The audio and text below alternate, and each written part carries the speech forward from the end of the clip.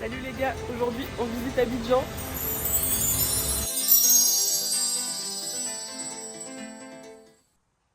Premier arrêt, Nota Bene. Cette boutique, malgré ses poupées horribles dans l'entrée, est une de mes favorites pour me reposer et voir beaucoup de couleurs. Si vous n'appréciez pas le wax, ça n'est pas forcément l'endroit pour vous, même si, au-delà des coussins, des sets de table et autres trousses de toilettes et décorations de salle de bain, vous trouverez dans l'espace cuisine des consommables tels que le miel, des sirops ou encore des épices comme le cancancan, parfait pour parfumer vos barbecues de l'été. Bref, Nota Bene est l'endroit parfait pour faire des cadeaux, décorer votre maison ou juste ramener de petits souvenirs de Côte d'Ivoire. La Fnac. Et oui, certains d'entre vous seront peut-être surpris, mais la Fnac est bien présente en Afrique de l'Ouest, et notamment en Côte d'Ivoire. Comme en France, vous y trouverez de tout. Enfants, adultes, BD, manga, technologie, cuisine, journaux et classiques.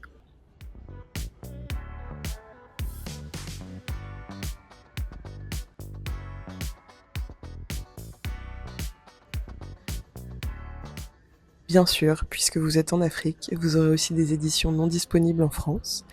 Vous avez un rayon entier qui est consacré aux auteurs africains et les sélections mises en avant sont bien souvent celles du continent. Et regardez qui je retrouve. Mon ami Ousmane Samben.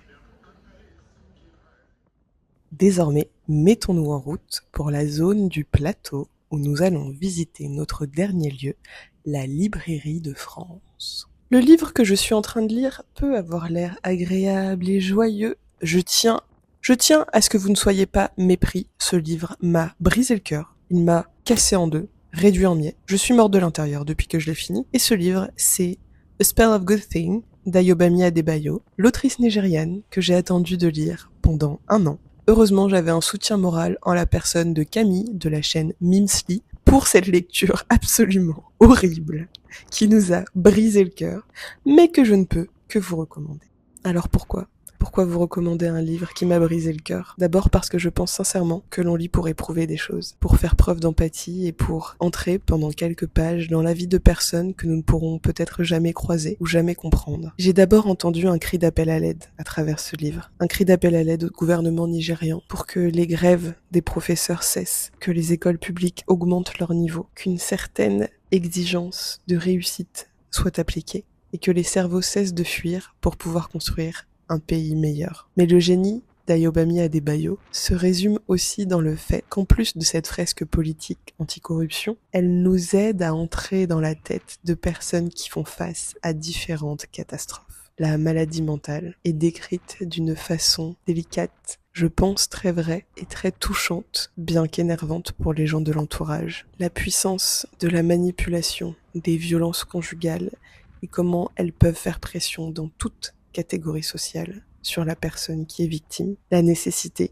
de l'indépendance financière pour les femmes et évidemment, l'obligation d'éduquer les populations et de leur offrir un avenir. C'est un livre qui m'a absolument bouleversée, que je vais recommander, auquel je vais repenser, et il m'a fallu bien 3-4 jours pour réussir à vraiment me concentrer sur une autre lecture après avoir refermé la 4e de couverture. Cette librairie est un peu dans son jus, il faut bien se l'avouer. Mais quel autre endroit vous propose à la fois du champagne et des BD pour enfants ? Merci les Ivoiriens. En attendant, dans celle-ci, malgré l'ambiance un peu décrépite, vous trouverez de tout. Journaux, classiques, africains et français, ou autres pays du monde. Nous retrouvons notre ami Mohamed Bougar Sahar, que j'adore. Une étagère entière est consacrée à Alain Mabankou. Au premier étage, vous trouverez des livres pour la jeunesse, des Juliette Aumartine, des éditions spéciales, Diane de Cellier. En Côte d'Ivoire ? Pardon ? On y trouve vraiment tout dans ce pays. De l'histoire, de la philosophie et tous les folios qui ravissent vos cœurs.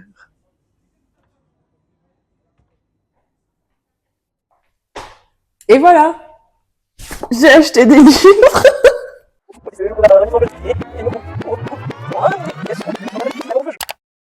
je vous remercie de m'avoir suivi pour cet énorme book haul, mon premier, et je pense qu'il n'y en aura pas beaucoup le sitôt.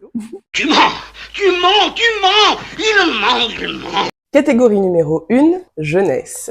J'ai trouvé ce livre, Le col des 1000 larmes, de Xavier Laurent Petit, qui nous raconte l'histoire d'une jeune demoiselle qui va perdre son papa dans un éboulement, une avalanche, dans un des cols les plus dangereux de l'Ouzbékistan.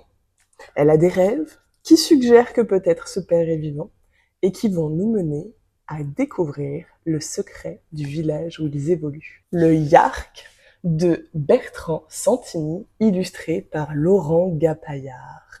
Un livre qui nous conte l'histoire d'un monstre qui aime croquer les enfants et qui va découvrir au cours de sa vie les petits problèmes intestinaux qui sont liés au buffet organisé avec des enfants non sages. Heureusement, il va rencontrer une jeune petite fille qui s'appelle Madeleine et qui va lui apprendre l'importance de l'amour et de l'amitié. Des illustrations merveilleuses dont vous ne pourrez vous lasser. Catégorie numéro 2, aventure. Aujourd'hui, nous suivons Saint-Exupéry dans Vol de nuit, qui nous raconte comment Mermoz, qui est ici identifié sous le nom de Rivière, va ouvrir des lignes entre l'Amérique du Sud et l'Europe pour envoyer du courrier. Fantastique, prenant, très court, et parfait si vous n'aimez pas Le Petit Prince comme moi. Jules Verne, dans cette anthologie où nous retrouvons tous ces textes autour de l'Afrique. Le livre contient 5 semaines en ballon, aventure de 3 Russes et de 3 Anglais dans l'Afrique australe, un capitaine de 15 ans, l'Étoile du Sud et le village aérien. Très hâte de voyager avec lui. Catégorie numéro 3, un de mes auteurs favoris, Camus. J'étends ma collection avec 2 de ses essais, pas vraiment essais, L'envers et l'endroit, Noces, suivi de l'été. Très hâte de les découvrir pour des textes un peu plus courts de cet auteur absolument merveilleux que je ne peux que vous recommander. Catégorie numéro 4, L'attaque des titans version colossale. J'ai vraiment envie de connaître la suite de cette histoire. J'avais adoré le tome 1, je n'avais pas la suite. Ici, malheureusement, je n'ai pas trouvé toute la série, mais je compte sur des amis qui doivent venir me voir ici au Ghana pour m'emmener ces éditions d'une légèreté incroyable. Et enfin, catégorie numéro 5, je n'ai pas fait honneur au pays dans lequel j'étais, à savoir la Côte d'Ivoire, mais au sous-continent qu'est l'Afrique de l'Ouest avec 3 livres d'auteurs sénégalais.